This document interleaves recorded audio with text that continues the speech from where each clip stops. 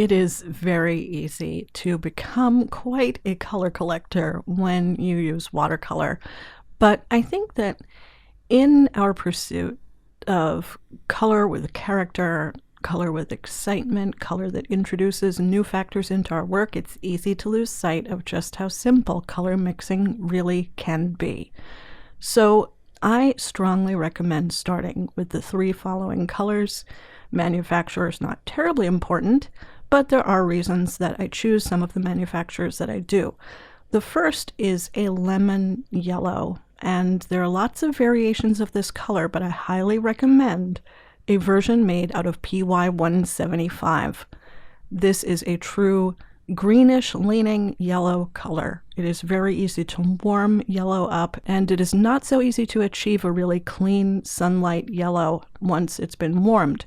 This version is by Winsor Newton, and it's perfectly fine, but given a chance to rebuy this color, I would opt for Holbein's version. They call it Imidazzlone Lemon. The second color that will get you everywhere you need to go is a really nice, bright magenta. There are lots and lots of versions of this color. I find that the cleanest are by Core and Sennelier. Cores will really travel and leap around in water. Sennelier's is a little bit more well-behaved, so if you paint in a controlled way as often as not, I would probably opt for Sennelier. They call the color Helios Purple, and it shows that it has a good but not excellent light fastness on the tube. This is incorrect. This color is made out of PR 122, and this is a quinacridone color of excellent light fastness in every other manufacturer's testing. So I don't know exactly what hiccup happened here, but this color is light fast. Core's PR 122 is one of the most vivid. Holbein makes a really nice one. Daniel Smith makes some really beautiful versions. There are lots of options for this color. The last color that makes up a good solid foundation in mixing is a phthalo blue.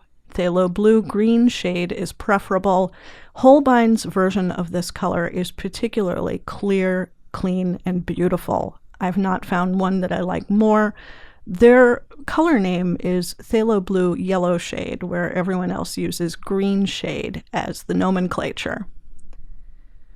So these three colors will get you pretty much everywhere you need to go. I can start with my clean lemon yellow, and I can start to mix this color into some really beautiful oranges with the inclusion of my magenta.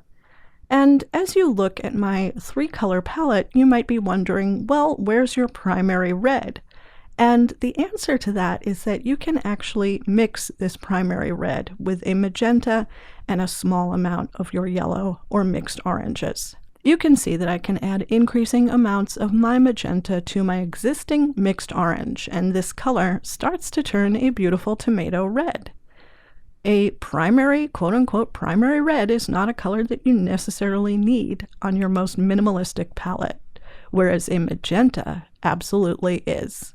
No two colors that don't contain magenta will mix a satisfying magenta. It just won't be done. I can take my magenta, add some of my blue, and start to steer my color mixing into the violet territory. And as I add increasing amounts of blue, I can take my very aqua green, green-leaning blue and start to create some beautiful violets. I do not need to split my palette and add warm and cool versions of any of these colors. I can mix warm and cool versions of any of them with my three-color palette.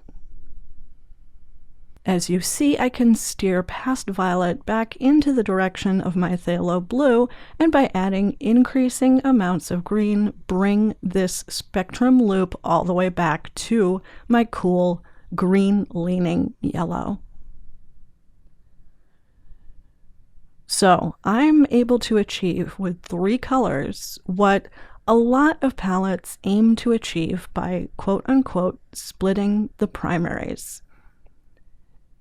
using a magenta instead of a primary red and using a yellow that has a definite green lean but a clean under characteristic, I'm able to get from any point to any other point on my color wheel.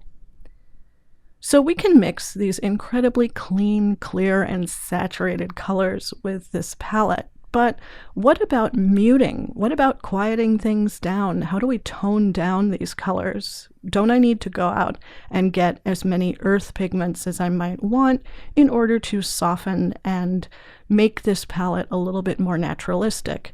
No, we don't have to do that.